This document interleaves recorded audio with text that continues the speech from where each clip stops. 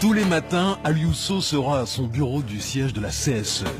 Pourtant, à 82 ans, il est officiellement retraité.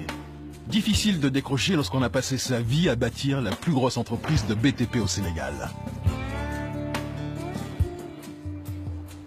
J'ai transporté des briques, des agglos, des sacs de ciment, j'ai fait le chef de chantier, j'étais fourré au moulin, pour ainsi dire. Et quand je dis aux gens que je me levais à 3 h du matin pour aller visiter les chantiers, les gens ont du mal à le croire, mais c'est une réalité. Au Sénégal, Aliousso est un entrepreneur respecté. Il faut dire que ce pionnier a réussi à constituer le premier groupe BTP 100% africain en Afrique de l'Ouest. Après des études d'ingénieur en France, il décide de rentrer au pays pour travailler dans la multinationale Shell. La chance que j'ai eue, c'est d'abord, je suis passé par la Shell pendant 10 ans. J'ai quand même appris un peu la gestion orthodoxe, l'anglo-saxonne. Mais après 10 ans dans le pétrole, le jeune ingénieur décide de créer sa propre entreprise. Et il jette son dévolu sur le BTP. C'est tombé sur cet ami banquier qui m'a supporté, qui m'a prêté les 5 millions de francs CFA qui équivalent à 10 000 dollars à l'époque pour participer au capital de la société et qui m'a soutenu contre vents et marées parce qu'il a été combattu par toutes les sociétés majors qui étaient là à l'époque. Les majors, ce sont les multinationales du BTP qui avaient dans les années 70 un quasi-monopole de la construction en Afrique de l'Ouest. Un de ses plus proches directeurs, Biranouane, se souvient que la société a dû faire ses preuves avant d'obtenir des marchés. Les gens n'y croyaient pas au début. Quand nous répondions sur des appels d'offres dans certains pays, mais on se posait la question, est-ce qu'on pouvait faire le travail? Ils nous voyaient noirs, il n'y a pas de blanc, donc on se posait la question, ils peuvent le faire. Donc il a fallu passer des coups de fil, demander des confirmations, etc. de certains bailleurs qui ont effectivement confirmé que c'est une entreprise sérieuse qui travaille de manière professionnelle comme les grandes entreprises européennes. Mais les temps ont bien changé. En 45 ans, Aliousso a transformé sa PME en une multinationale florissante. Son groupe construit des infrastructures routières pour la plupart des États d'Afrique de l'Ouest. Mali, Burkina Faso, Sierra Leone ou encore Libéria. L'entreprise réalise un chiffre d'affaires annuel de 100 milliards de francs CFA. Mais depuis un an, Aliousso a décidé de passer la main. Il a confié les clés de son entreprise à des collaborateurs de longue date, mais aussi à ses enfants qui ont tous été bercés dans le BTP. Ardosso, un de ses fils cadets, est directeur d'une société du groupe spécialisée dans le terrassement. Moi, en ce qui me concerne, j'ai grandi dans cette entreprise. Toutes les vacances, même en étant au lycée, je venais faire des stages, en comptabilité un peu partout. Donc, quelque part, c'est une entreprise qui fait partie de mon ADN aujourd'hui.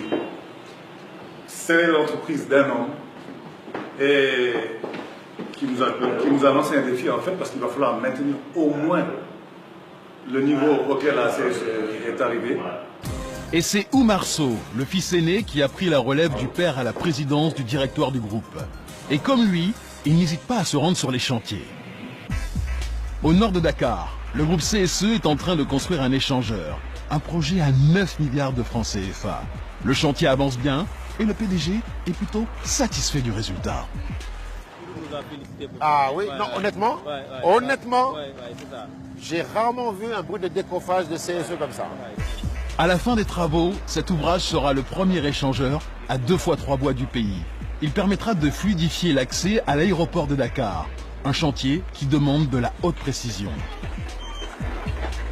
Pour ce qui est des travaux routiers, bon, il y a un peu de complexité par rapport en fait à la géométrie, parce que ce n'est pas une route droite, donc c'est des courbures, donc les implantations, les rayons, tout ça doivent être bien observés, bien implantés pour ne pas vraiment passer à côté. Chaque jour, 150 personnes se relaient sur le chantier. Ici, comme partout ailleurs à la CSE, 100% du personnel est africain. Cela inclut les 90 ingénieurs du groupe, comme Pape Diop, qui coordonne le chantier. Nous déjà quand on est à l'école, bon, la CSE c'est une vitrine, c'est une entreprise phare, c'est la fierté même en fait non seulement du Sénégal mais de l'Afrique. Voilà, donc même en tant qu'élève ingénieur, on est très pressé voilà, de rejoindre une entreprise comme la CSE. Mais en tant qu'acteur africain pour ces marchés colossaux, la CSE se bat contre les géants de la construction européens et chinois. Alors, ce genre de chantier, c'est aussi l'occasion de montrer que la société est aux standards internationaux. Ça nous ouvre des portes à des appels d'offres qui sont ouverts à des multinationales. Donc si vous avez la capacité financière et la capacité technique, vous êtes éligible pour des appels d'offres internationaux. Et je pense que notre force, c'est qu'aujourd'hui, on a très peu de problèmes de référence, puisque depuis 45 ans que nous existons, nous travaillons en plus dans plusieurs pays de la sous-région. Ça nous a permis de construire une bonne capacité technique.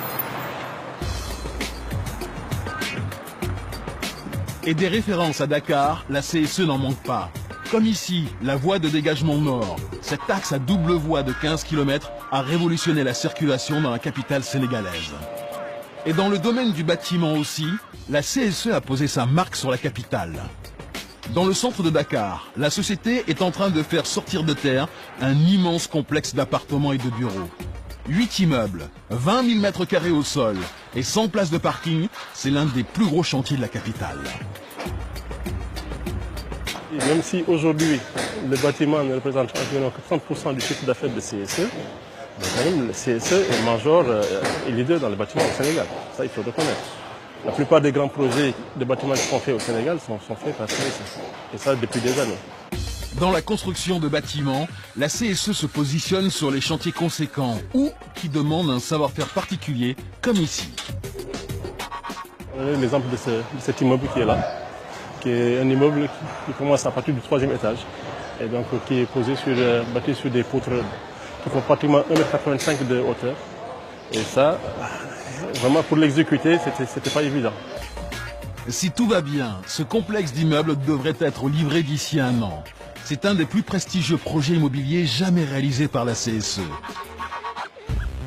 Se faire connaître à travers des chantiers emblématiques, c'est la stratégie de la CSE pour gagner en notoriété sur les multinationales. Comme avec l'hôtel Radisson Blu de Dakar. C'est sans conteste celui dont Oumar Sow, le nouveau patron du groupe, est le plus fier. Cet hôtel 5 étoiles de 180 chambres a ouvert ses portes en 2009. Là où nous sommes, là, nous avons gagné sur la mer. C'est un remblai sur la mer. La piscine, c'est le lit de la mer. Le terrain aussi, c'est un terrain rocheux. Donc il y a eu beaucoup d'excavations de déblais rocheux.